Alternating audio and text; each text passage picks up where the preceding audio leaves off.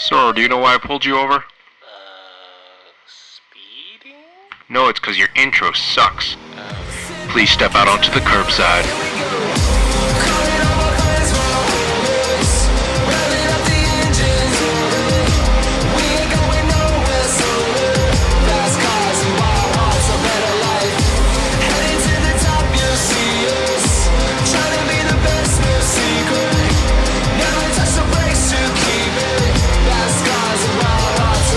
Hey everyone, welcome to another episode of the Curbside Podcast, the podcast where we talk about cars and everything to do with cars. My name is Jeff. I drive a 2004 Honda S2000, and I am your fellow Southern Californian Taiwanese American. What's up, guys? My name's Parth. I drive a 2016 M3, living up here in Northern California, Bay Area. I said 2016 M3, right? Yeah, I did. Yeah. I think you just said it. I think I did, yeah. Hey guys, I'm Andrew. I drive a 2014 BRZ and 2014 Evo 10 and a 2015 BRZ. There you go. Got it. Just flipping all our words right now. Yep. For today, the opening of the show, we're gonna have a guest, and it's gonna be a guest that we don't know in person. So I think that's why we're all messing up our shit. yeah, kind of not. Yeah, we're not nervous, not at all. Yeah. I actually Anyway. was just confused. Just messed shit up. Anyway, today on the show we have Mr. Tom Voelk of Driven Car Reviews. And, you know, unlike us, he provides the world of YouTube with very informative and useful consumer advice. And Very people unlike actually our listen to him, too, you know, unlike us. Do they? Do they? I wish my kids would. Oh, yeah. That's what my mom says about me, so, you know. Yeah, well, you know, that's the way it's supposed to be. I guess so. Yeah, guys, if you haven't seen his channel, you guys should really go check it out because it's very informative and very well done. And you are a one-man show, correct, Tom? Yes, well, you know, it always takes a village. I've got a couple guys that help me. Martin Campbell and Rob Calero are guys that will drive the cars so I can shoot the running footage.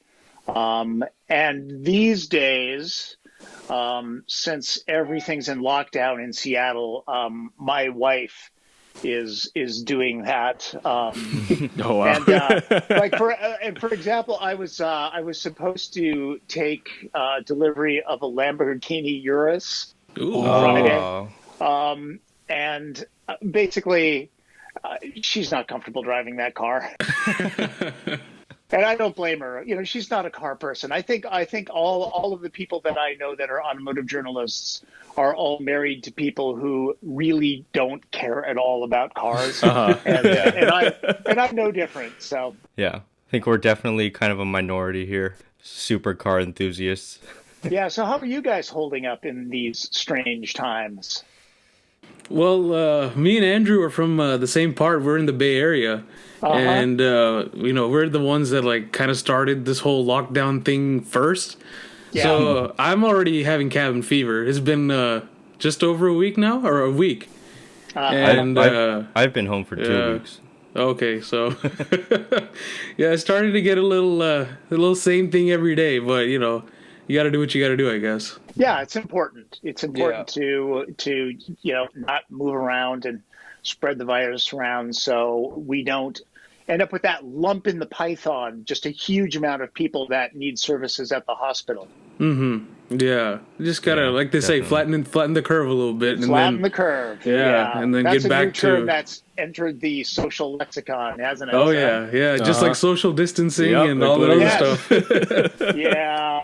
One thing I did do today, though, even though we're in lockdown and everything, was I just had to get out of the house.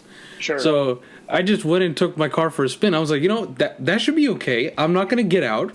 I'm not going to talk to anyone. I'm going to leave my house and get back outside the car when I'm back in my house.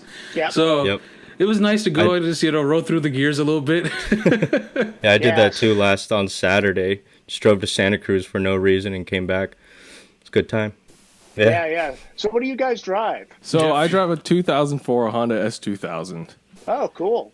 Have you what have you had stolen out of it? Nothing. Yeah, I got I got seat locks for my seats because I heard that's one of the big ones. Yes, I have a friend of mine, and he had his seat stolen 2 times, and then after he came out of his door one morning and found his car up on blocks with all the wheels taken, he just went, "That's it.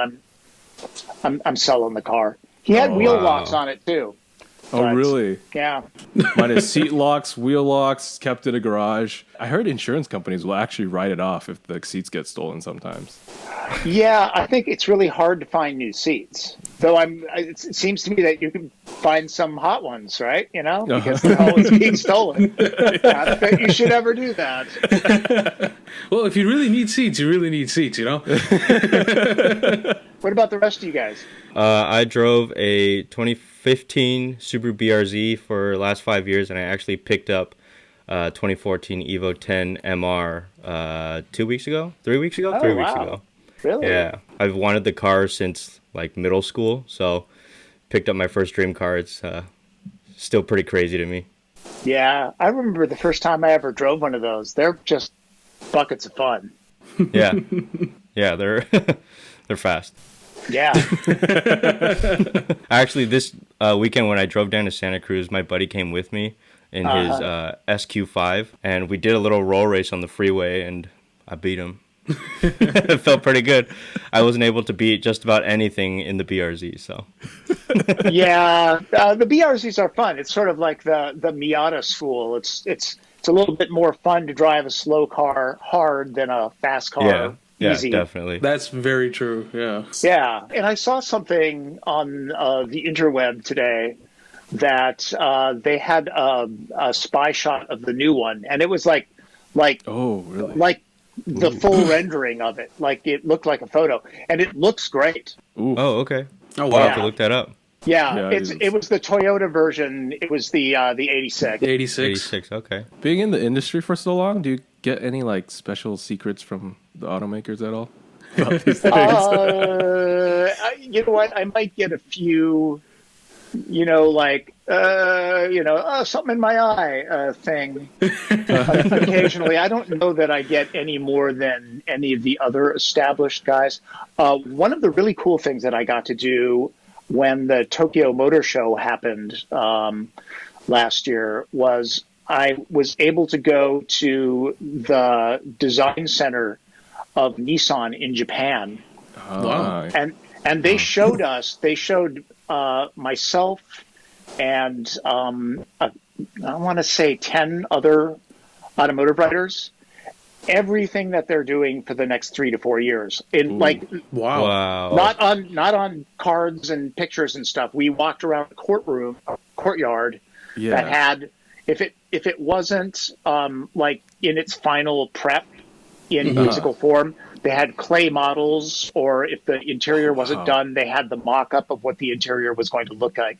And so we saw everything that Nissan and Infiniti are going to do. And I think the whole deal was, I think a lot of people have criticized them for their chassis and their drivetrains are a bit long in the tooth.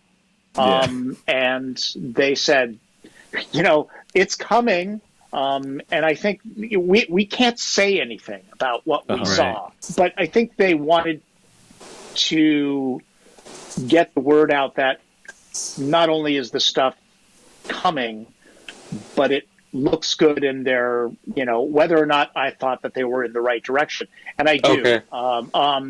And I wish I could, because everybody's saying, is there a new Z car? And is there a new GR? And it's like, I can say, yes. But no, I just say yes, no. I can't say. I even joked when I was in the courtyard. I can say, well, I'll have to make up something like I saw 4 blue ones and 12 white ones, and the guy, Alfonso, the design director, looked at me. He goes, no. Nothing. I'll just leave it to you with this question at the top. That blink twice if the new GTR looks good. I got something in my eye. Blinking 40 times. But I do think that they're they're heading in the right direction. And two of the things that we saw when we went there were, because, and I can talk about them now because they were there, were the new, the new Central was there. And as you guys probably know, if you're paying attention, it's like light years ahead of the outgoing one. It's so much of a better car. And I think a lot of people won't consider it because the outgoing model was so old and so, not so great. Yeah, I was about to say, Nissan's current lineup is pretty boring. Even the GTR is getting a little stale. GTR is old, The GTR is very old. Yeah, I mean, I think the Porsche 911 has been redesigned twice in the time frame that the GTR has been around. And you have to remember that we didn't get it for the first 3-4 years of its existence. And I know it's a little bit sacrilegious. I've never been a fan of the GTR. Same here. I know. I'm the same way. I'm the same way. Sorry. If I'm going to spend that kind of money, I'm buying a 911. The GTR just has been getting more and more expensive over the years, hasn't it? Oh my goodness. Yeah. It's become much, much more expensive. That's my take on it. Everybody, and you guys being automotive writers, I'm sure you get the question a lot, which is, what should I get? What's the best car out there? And my answer is always, well, what do you love? Because if you buy the car you love, you'll keep it longer, you'll take care of it better, you'll be happy every time you walk out into it. So for me to tell somebody that, that's a dumb car, you shouldn't get that car, that's silly. Cars are all so good these days, right? The worst cars today, well, I mean, there are a couple that are really bad, but only a couple. The difference between them is so much closer now. Yeah, it is. And I think we were talking about something kind of similar to this on one of our previous episodes, where a $29,000 Honda Accord can get you features that are in some of the same top of the line model like BMWs and Mercedes. And it's crazy these days, and it's a great car for what you get, for how much you pay. Yeah. I think if you are, you're miles ahead if you're not a slave to the badge. The video that I just put up last night, the Mazda CX-30, and I had a top of the line one because the manufacturers always give us the top of the line models because they want us to show off all the features. But fully loaded with extra cost paint, mine was machine gray. That car was $31,000 even. Had all-wheel drive. It is not the fastest vehicle in the world. It's 0 to 60 in, I want to say, about 8.5 seconds. But looking back to when I drove the Audi Q3, which was 42, 43, or the Lexus UX, which was 44, the Mazda's a better bargain. it's you know what, and I would go past the bargain thing and say I had just as much fun driving the Mazda because they have that G vectoring control plus technology that has, it's very subtle, but it makes the car drive really well. It had the technology. I would argue that I like the user interface better than the Lexus UX. And I don't know. It's $11,000 difference, and I can't honestly say that it's worth the extra $11,000. Yeah. Except for if you need to tell your friends, hey, I make a lot of money. Exactly. Like you said, slave to the badge kind of thing. Yeah. I think the Mazda looks really good. I think there's a little bit too much cladding on it, but you can say that about just about any of these small SUVs. Yeah. Would the interior make that price difference worth it? Just because Lexus has by far one of my favorite interiors out of most car brands. Yeah. I don't have much experience with the Mazda, so. I would put the two of them together, and I would be very curious to see what you think, because While I think that the Lexus is probably a bit better, I mean, I called up my video and looked at it and tried to remember. And you got to remember, it's been 9 months since I've driven the Lexus. Yeah. But I looked at it and went, geez. The Mazda has a leather-like dashboard with stitching. It's pretty good looking. The exterior, as they say, styling is subjective. I don't know. I kind of like the Mazda design better just by default. Wow. Because I'm not a fan of the spindle grille on the Lexus. I think it's a little bit too big. Sometimes it just doesn't integrate very well into their designs. And I really like the grille of the Mazda. It's kind of a shark nose, and it's angled forward rather than back, which is a little different. It has some character. And it's not disproportionately huge like other car brands, Right, yeah. There are certainly automakers that will do things like compare. Hyundai is famous for this. When they came out with the Veracruz years ago, they were like, it's just as good as the Lexus RX. It's like, no. But that's a marketing thing. That's just total... Because then they start to, then if they plant that seed, people go, well, I'll compare it. And then they'll go, no, it's not. But hey, that's a really good value. Mazda's not really doing that. And Mazda is trying to move up market a little bit because that's where the money is. But this is just me looking at all of these different vehicles. And you can also look at the new Kia Seltos and say kind of the same thing. That's a great vehicle. So speaking of Korean cars, like Korean cars in general have been getting astronomically better in the past few years. Oh, yeah, definitely. And here's the thing. I feel like back in 2010, 2012, they were already good. It's just that people wouldn't consider them as good. My wife had a 2012 Kia Soul that we ended up giving to our daughter. We have never had an issue with that car.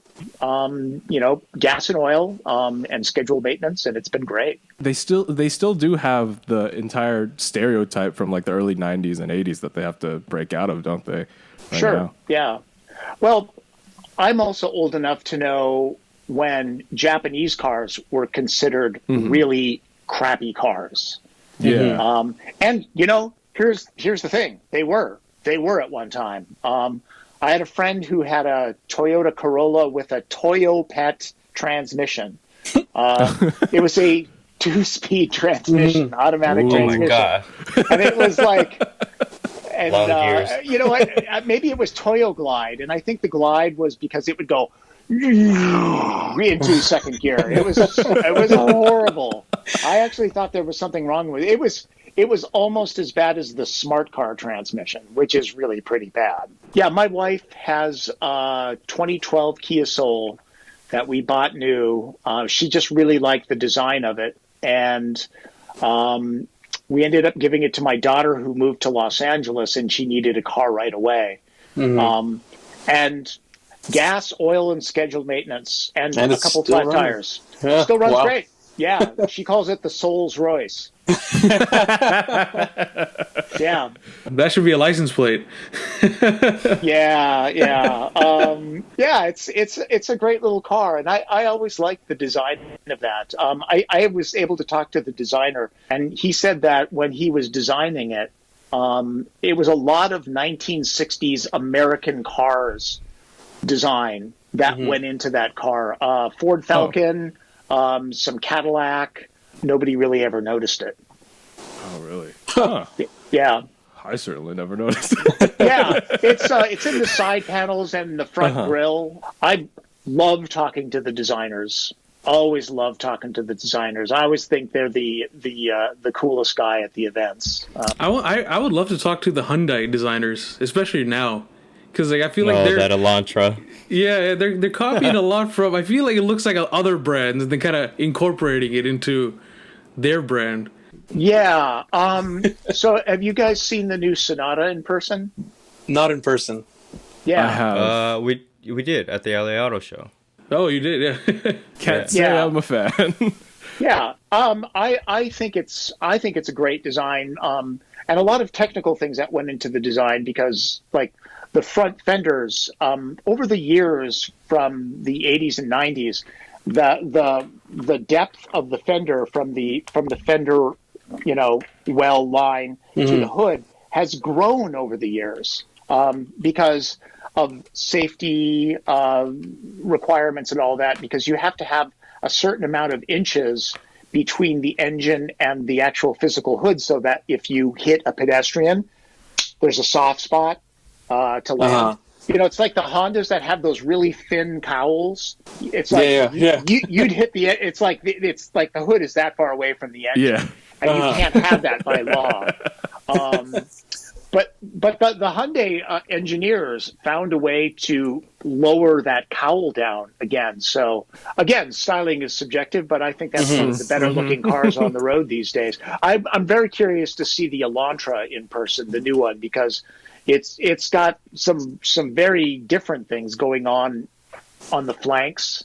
Oh yeah, it's got a bunch of creases that are like they're like vectors, and they showed that design language at I want to say, was it the New York show? No, the Los Angeles show. with the SUV. With the SUV, and so the new that's kind of precursoring the Tucson. But I was kind of surprised to see it show up on the Elantra first. Yeah. I definitely thought the SUV looked really good. I can't say the same about the Elantra. but here's the thing with that is that, and I kind of agree with you, but I've been so surprised when you see a photo of a car and you go, oh, they ruined that car. Dang, wish they wouldn't have done that. And then you see it in person and you go, oh, no, that's great. That was the Supra for me. Yeah, for most people, that's what happened with the Supra. Yeah, I mean, I happen to like the Supra in that Japanese sort of, far out sort of way. And I mean, I love the Supra in yellow, but I love yellow cars. I will never own a yellow car. I love it when other people own yellow cars because, and the right color yellow, kind of with a little hint of orange in it. A deep yellow, like a Porsche Cayman would look really good in that kind of color. Yeah. But I'll end up buying mine in dark gray. So what do you drive, Tom? Let's see. Let's start with the oldest first. I have a 1990 NA Miata. Nice. Mazda Miata. Mm-hmm. Currently, the battery is dead on it. I don't drive it enough, and so the battery ends up going bad. But it's in pretty good shape. It's just about to hit 70,000 miles. Wow, that's not that much at all. Since 1990? No, it's because I'm always driving somebody else's car. Yeah, that's true, huh? You're putting Yeah, and then my unicorn car is a Cadillac ELR. Oh, wow. They only made 2,800, and rumor is like 400 or 500 are already dead. They've been in accidents. Well, the problem is that since they only made 2,800 of them, if they get into an accident, the insurance companies just go, nope. We're not fixing it. It's too expensive to fix it. And I love the car. I got an absolute screaming deal on it. And since I wanted to see what the electric car lifestyle was like, I ended up getting that. And my wife, who hates conspicuous consumption, so she really hates luxury brands, and hates two-door coupes even more. I had to go to her and say, "Hi, wow, you're looking great tonight. Wow, have you lost weight?" But I was able to. I said, "Look, it's electric, electrified, because it'll go about 35 miles on a charge before the generator kicks in, and it's $83,000 and I can get it for $35,000. Oh, man. And she was like, "Oh, you kind of have to buy that car." You have to buy it out of principle at that point. She goes, "It's really pretty." And it's like, God, it's gorgeous. It's a beautiful car. Yeah. Some people say that it's the best looking Cadillac the brand has done in 30 years. A while, And maybe the best interior they've ever done. Because I'm a big critic of Cadillac needed to step up the interior quality. But that interior is beautiful. They did a great job. I talked to the designer. He said, yeah, we spent way too much money on that interior. Yeah. And then my wife drives a Chevy Volt, second generation, because she liked that whole electrification thing so much. But between the two of us, we probably buy 3 tanks of gas a year. Oh my gosh. That's a nice thought. Yeah, I mean, the thing is that people forget you typically only drive 30, 40 miles a day in a car. So if you're charging up every night, you really don't use gasoline until I decide I want to drive from Seattle to Portland. Yeah. You know? But do you guys drive very many electric cars? I've never. I've driven other people's electric cars.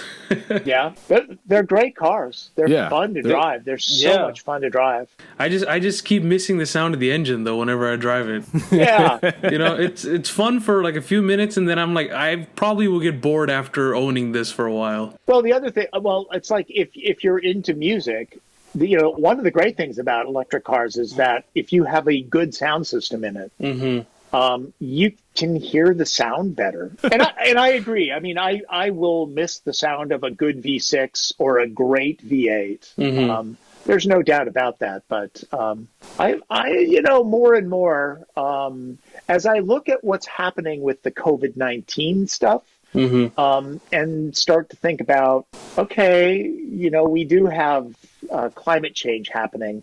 Yeah. And, that could make things really weird. And I really do think we need to start paying attention. As much of an auto enthusiast as I am, I also like to breathe.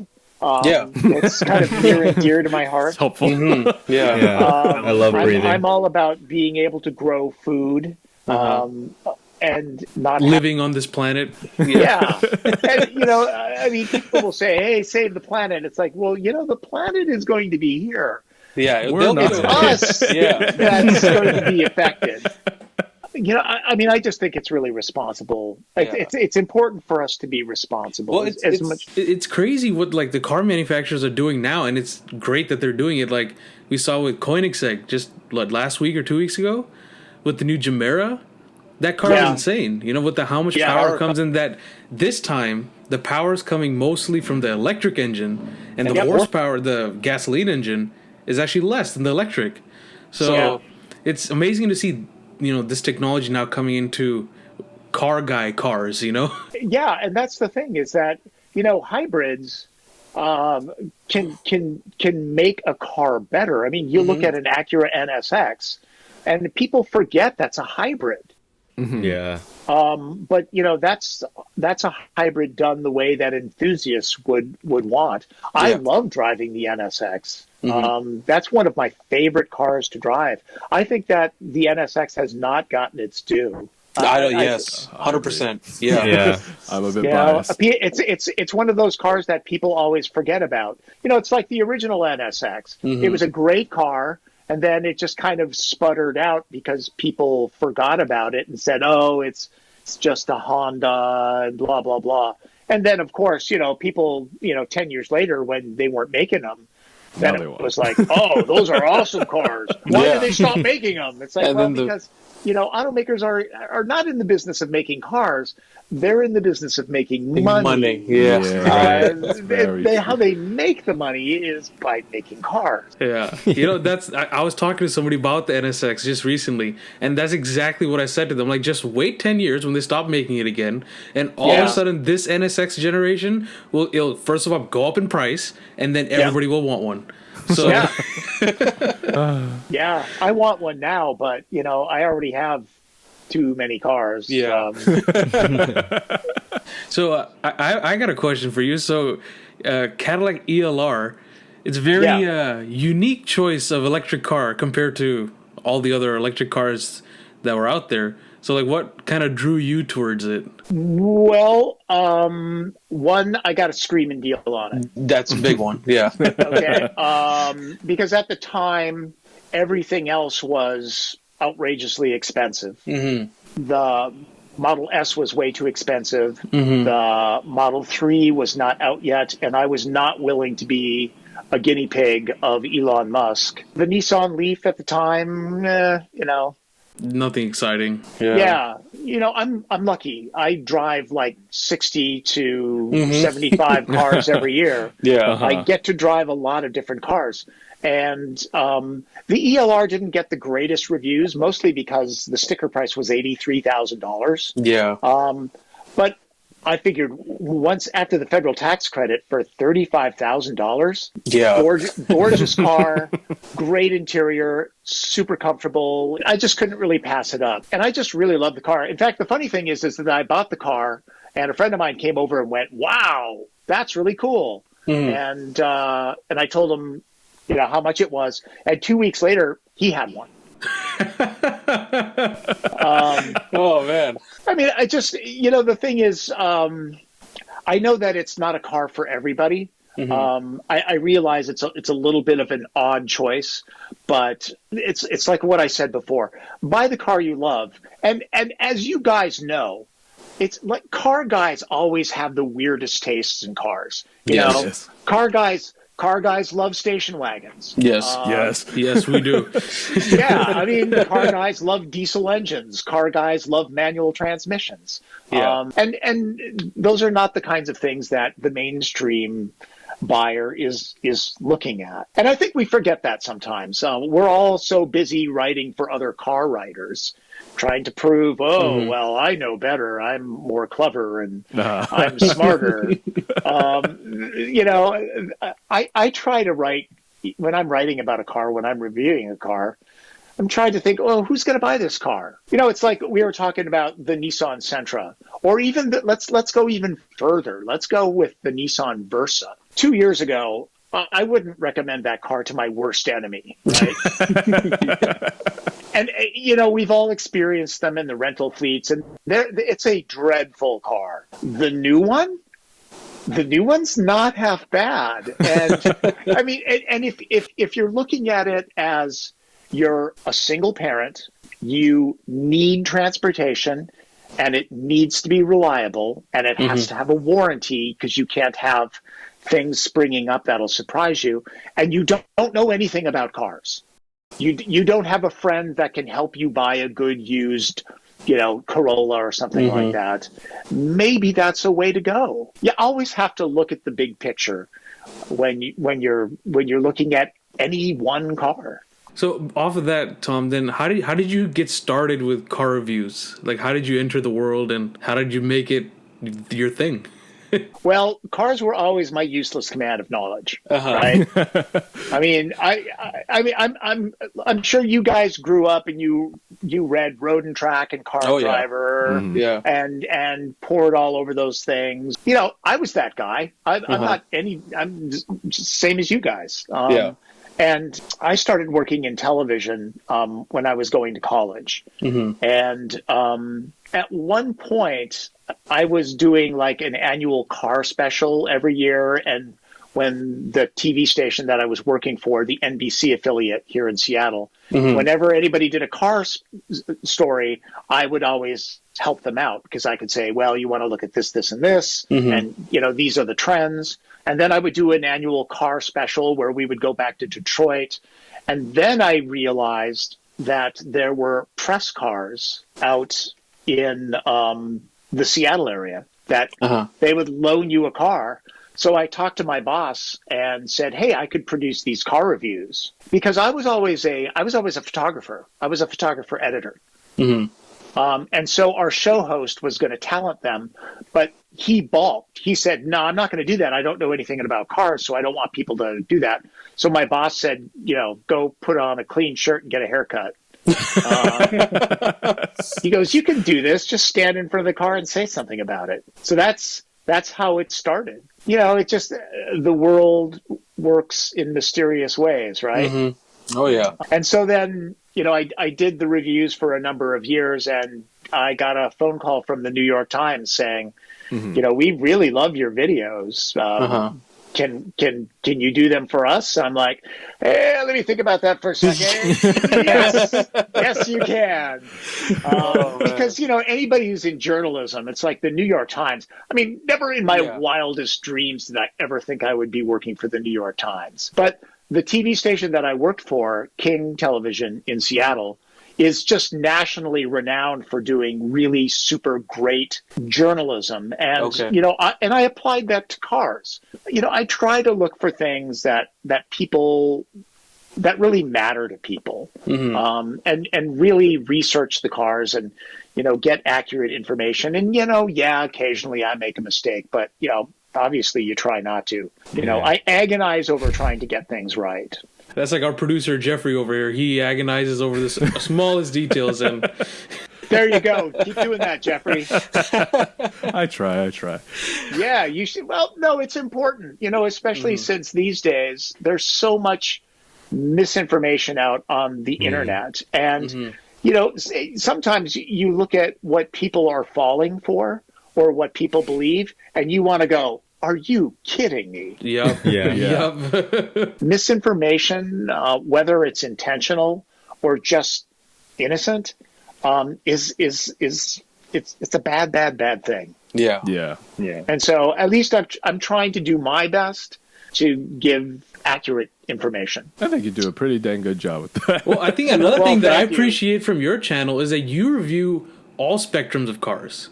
And that's refreshing, because a lot of these other, YouTubers and car review journalists, they only tend to focus on the headliners or, of course, what everyone loves to see, the fast, shiny sports cars. And it's nice to see that you do the everyman's cars as well, with the same amount of detail as you would, say, for Alfa Romeo Giulia, that video. Yeah, there you go, like the McLaren one. Yeah. Oh, thank you. Well, you know what? Hey, maybe, and there are cars that I review that I could really care less about. But, for somebody, it's right. Yeah. For somebody, it's the perfect car for them and the situation where they are in life, their budget, all that kind of stuff. And it's their baby. I think one criticism that I sometimes get is that I'm not hard enough on a car. And it's like, you know what? No, I don't have to walk around and going, this car is trash. Rah, rah, rah. It doesn't do any good. I will always point out the shortcomings and the strengths. It's just that I don't walk around with an attitude trying to trash a car. For me, it's like, no, you know what? All cars have some positives and all cars have negatives. And the other thing is, it's really not about me.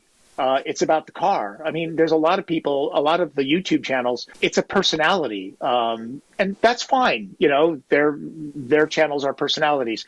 I'm on camera because as a video production thing, it's like, I appear on camera. It's almost like a pacing. It's a pacing thing. You got to break it up because you can't interview a car. You don't have interviews. They go beep, beep and vroom, vroom and screech, that kind of thing. I really would rather just photograph the car and put pretty pictures on. I don't particularly care for being on camera all that much, but it's kind of a necessary evil. That being said, what cars are you looking forward to driving this year? And what's your favorite car that you've ever reviewed? Let's see. What am I looking forward to? I'm interested in seeing the new Ford Bronco. Oh yeah. That just got leaked, right? Yeah, the new Ford Bronco and the Bronco Sport, I think they're going to call it. I think the Bronco Sport is going to absolutely kill in the marketplace. Yeah. And I think the Bronco is too, but the Bronco is more of a specialized Jeep Wrangler type of vehicle. And so, there'll be an initial, huge crush of demand for that. But I can see people really going, the mainstream market is really going to go for the Bronco Sport. Because frankly, the new Escape, it looks like a little bit too much like a hatchback to me. And I know they specifically targeted that vehicle to women. Oh, really? Yeah, when I went on the event, it was they were like, "Yep, this is like a laser beam targeted at women." Personally, in my educated guess on this, I think they missed the mark because women are fine driving, manly cars. Men will not drive a chick car. Yes. And once a car gets the chick car sort of label, there's research saying that women don't want to drive it. What? Oh. It's the other way around. Yeah, they're like, yeah, no. So I think the Bronco Sport is going to really kill in the marketplace. I think that's going to be a really big deal for Ford, and you know they kind of need it right now. I will always get into a Porsche Taycan. Okay. Oh yeah. What I really want to do is I want to do a story about. I want to go cross country. I want to start in Seattle and end up in New York, and then go down through California, down along the Sun Belt. And I want to travel with it and do a big, long, go to hell story on that. The Taycan, which, you know, if people don't know, is Porsche's electric car. That is an absolutely freaking brilliant machine. Yeah.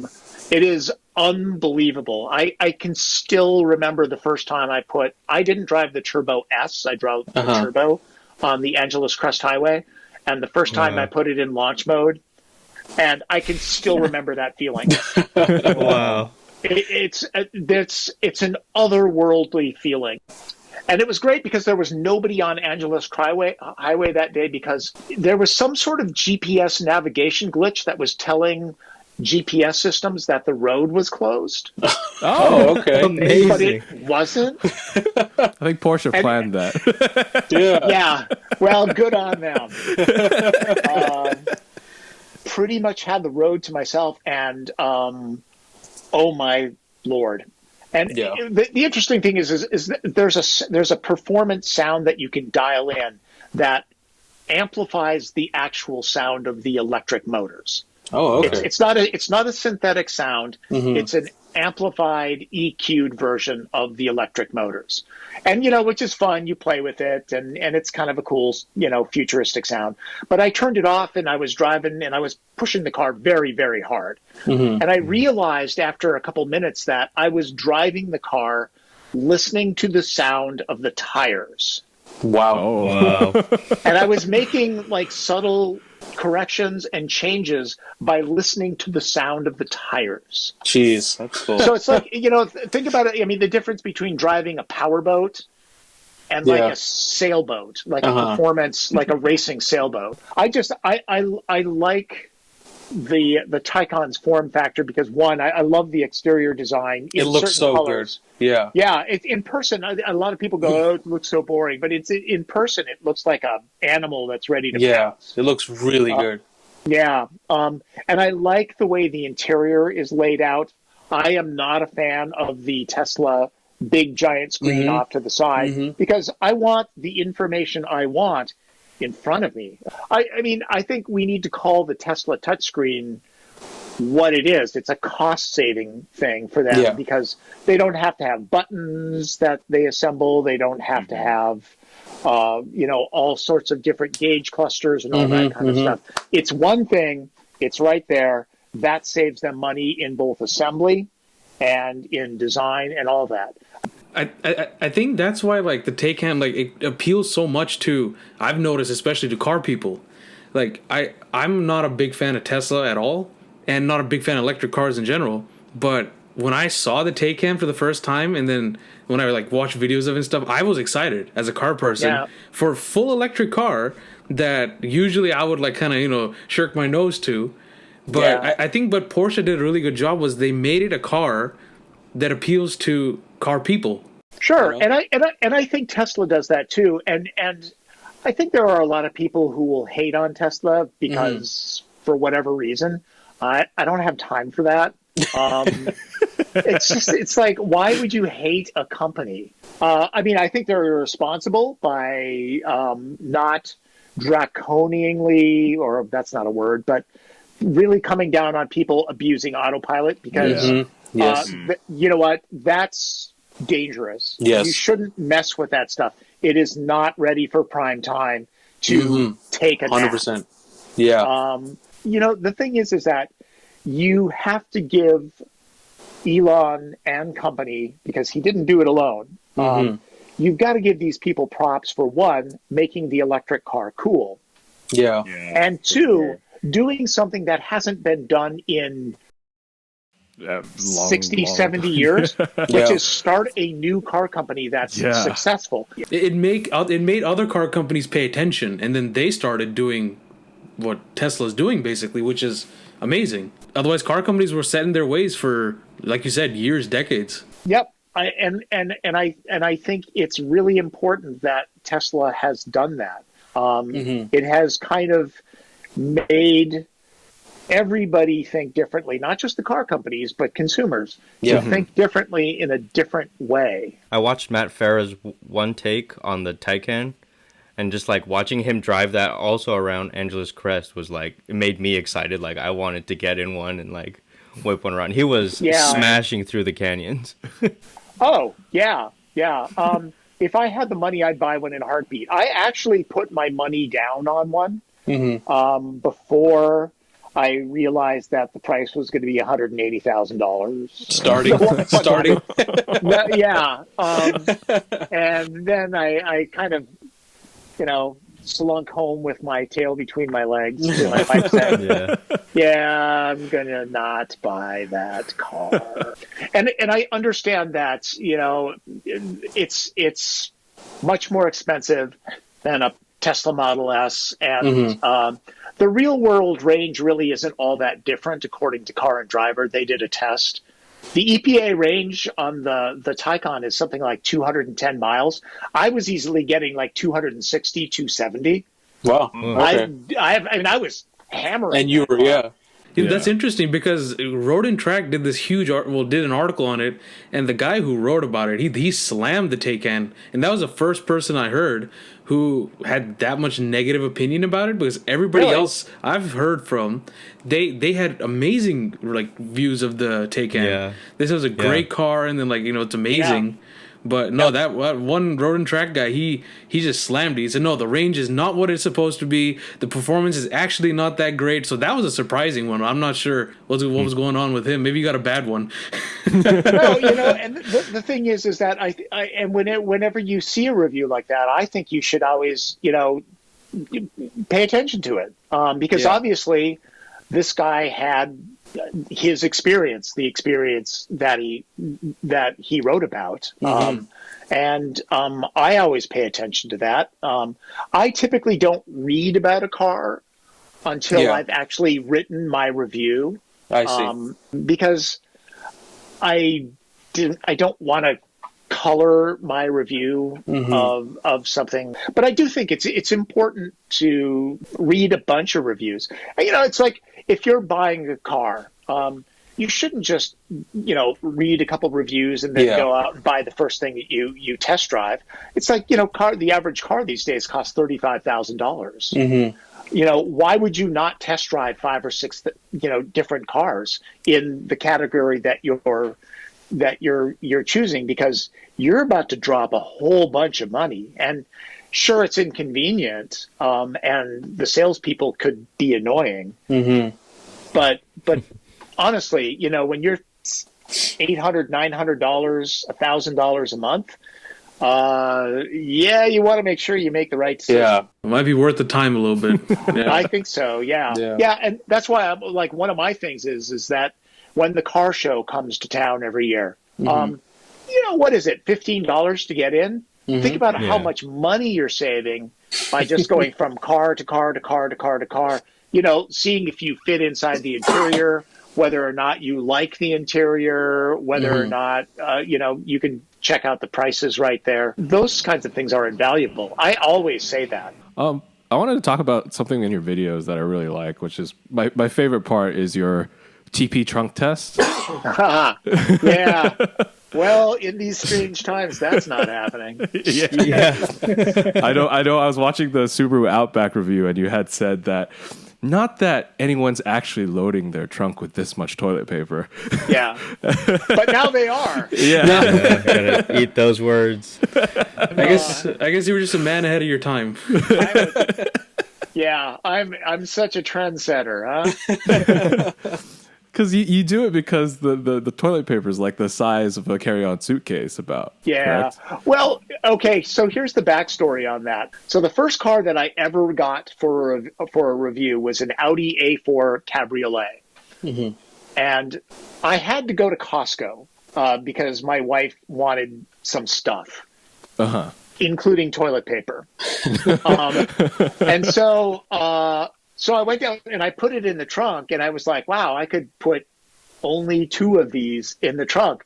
And then I just thought, toilet paper is inherently funny. So I went back into the warehouse and I bought another package, and I went back to the station and I said, well, hey, do this. And the whole idea was I was going to riff off that, and I was going to, from then on, I was going to do a deal called It Fits in the Trunk, right? And I was going to try to come up with like funny things, like, it fits 25 pink lawn flamingos that could go in there. But my boss said, God, the toilet paper thing's really funny, and it's about as big as a carry-on suitcase. That's really, he goes, that's a great idea. I'm like, yeah, I thought of that myself, right? And so it actually, and then I thought about it. It's like, it's probably better to have a standardized test. The other thing is that I finally have started, I have this in my video library, I have this subcategory folder where I'm starting to collect all the weird responses that I get when I'm out in the parking lot. I mean, I've heard it all, but I walk around and people will say, hey, man, but the place that I get recognized the most is at Costco because of the toilet paper test. And the Costco you go to, you said it's the first Costco ever? It's the very, very first Costco. Yeah. Oh, wow. Yeah. 15 years ago, I started doing it, and there are some of the same people that work at that warehouse. Wow. Oh, wow.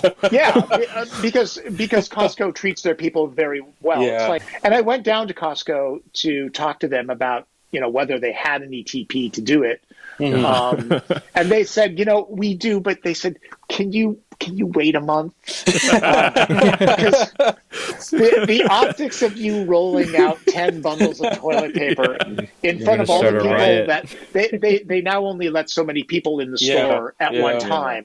And so they said, you rolling 10 bundles out is not going to look good.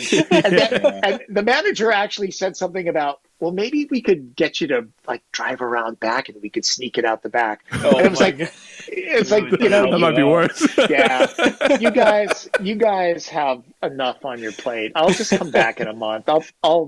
I'll do the It Fits in the Trunk thing. And do you really walk into Costco, get the rolls, and roll them out and take them back in? Yeah, I know the people. I've been doing this for so long that I know the people. The guys that stand at the front and check your car. Yeah. So I just roll it out the entry way, and they're like, "Hey, what do you got today?" And I'll go, "I have a Saab. I've got a Saab 9.3." And they're like, "What?" It's like, no, it's... That's awesome. And they'll come out and check the cars out, and especially if it's something that they're thinking about buying, because they pay those guys pretty well. I knew one of the managers who was driving a really nice 911. I mean, obviously, that was a priority for this guy, but they're very cool about it. They're great. And the funny thing about it is when we determined that we were going to do it that way, I called up Costco corporate because they're based in the Seattle area. And I said, hey, guys, I'm Tom Voelk with King TV, and I was talking to the receptionist. And I said, so I need to talk to somebody about going in and wheeling out a bunch of toilet paper every week. And, so I explained to the receptionist what I was going to do. I said, can I talk to the PR department? She goes, yeah, hang on for a second. Send me back. So I'm talking to this guy, and he goes, I love cars. Yeah, great. Do it. Yeah, that's great. I'm like, okay. Do I need a letter or anything like that? They go, no. Just say, just tell them that Jim said it was okay. Okay, Jim. Jim said it was okay. Jim said it was okay. Jim, you got a last name so I can, let them know? He goes, yeah, Senegal, Jim Senegal. I went, do you know who Jim Senegal is? No. He's the guy that started Costco. Oh.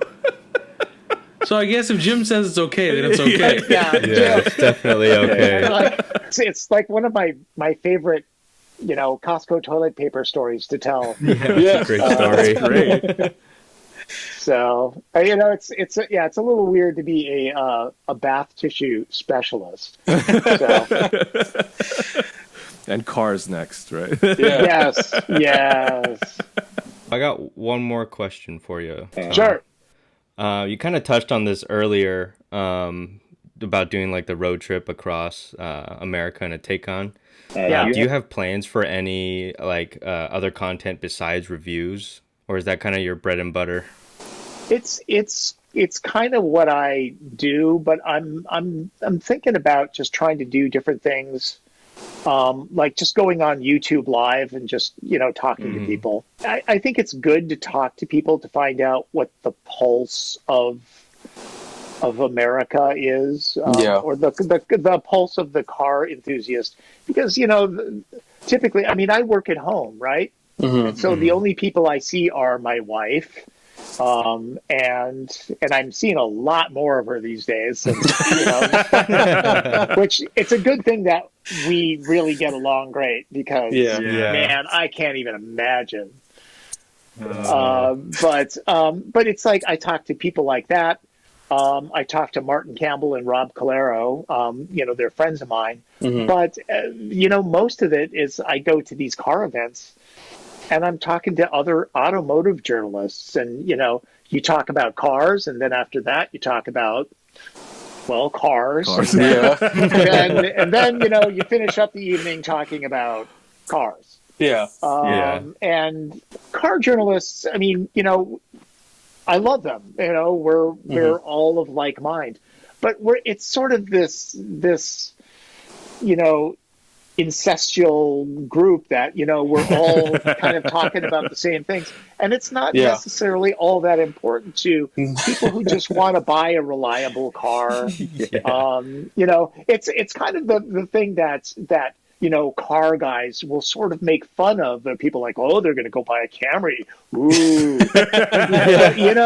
hey, look, Toyota created a dynasty on the Camry. And the Camry is arguably very, very important part of people's lives. And so, now that mantle has been taken over by the RAV4. And so, it's, I'm sorry, what was the question again? I hear the squirrel. No, don't even worry. Just any plans for like different content, like you said, road trips, or I don't know, how-to videos or anything like that. I don't know if you're into modifying cars. Yeah, you know what? I'm not so much, because I have no place to modify a car.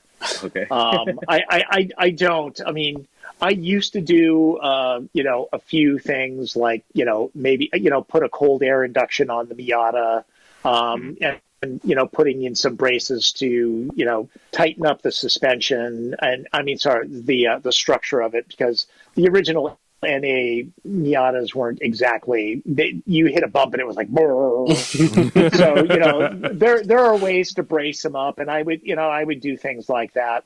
But there are car guys out there that are all about mods.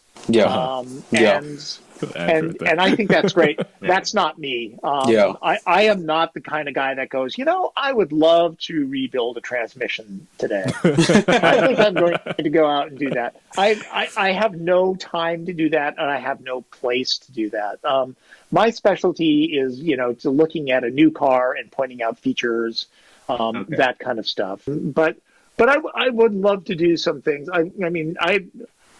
I would love to do. I talked to a friend of mine who is a television producer, and we've talked about doing a TV show about, and I'm not going to talk about it because it's a really great idea and nobody's doing it, and I would still like to do it. But I've been thinking about shooting a pilot, getting that done. So, and I'm also a musician, so it's like I'd like to get back to doing that too, and writing songs and Nice.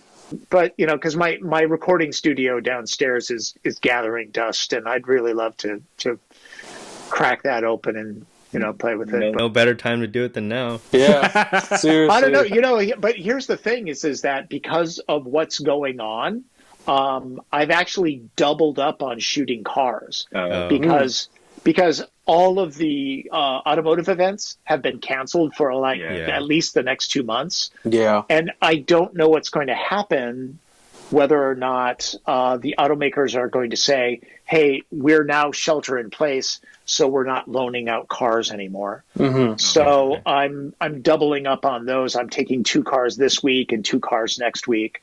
And I'm trying to put, raw video in the bank. So in case that happens, I can still crank out some videos. I'm getting a Genesis G90 tomorrow.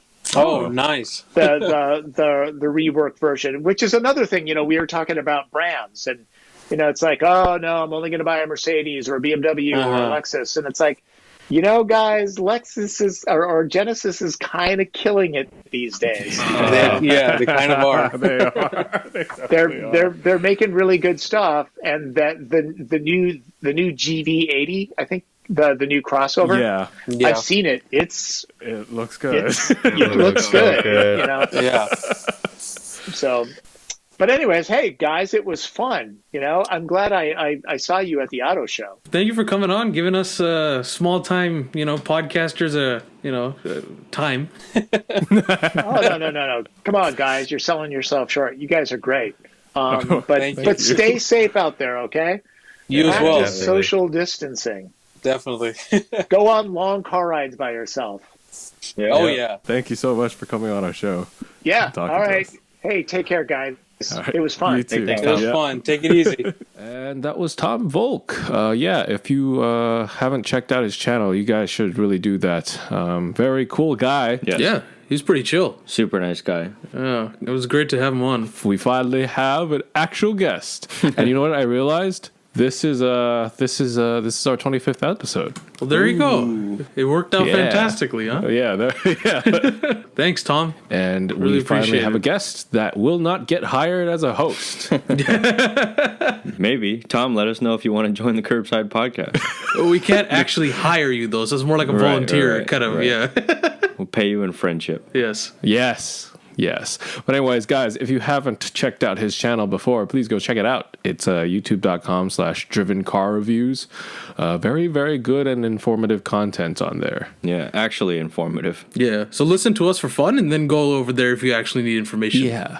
Yeah, we're here for pure entertainment value and dumb opinion value. Yes. But thanks, guys, for listening to this very special 25th episode that, was totally planned. If you want to find us, please go to thecurbsidepodcast.com. There you'll find a link to our Libsyn page, which will give you the link to all our other platforms like Google Podcasts, Apple Podcasts, Spotify, Stitcher, TuneIn, all that stuff. Yep, and you can also find us on Instagram, Facebook, and Twitter. Our Instagram handle is at the Curbside Podcast, and you can find us on Twitter at Curbside Pod. And then we also have a YouTube channel. If you want to see the video version of this, just look up the Curbside Podcast at youtube.com, I think. Does that work, guys? I think so. Just type in the Curbside Podcast in the search bar and you'll find us there. Yeah, go do that, subscribe, hit the bell icon, and then you'll get all our new YouTube content. We're putting out quite a few videos because we're stuck at home, so. Yeah. And finally, thanks again to Kid Dope for the intro and outro to our show. It's Fast Cars and Wild Hearts. And as always, my name is Jeff. I'm Parth. And I'm Andrew. And remember, drive safe, and life is too short to drive boring cars. Bye. See ya. Fast cars and wild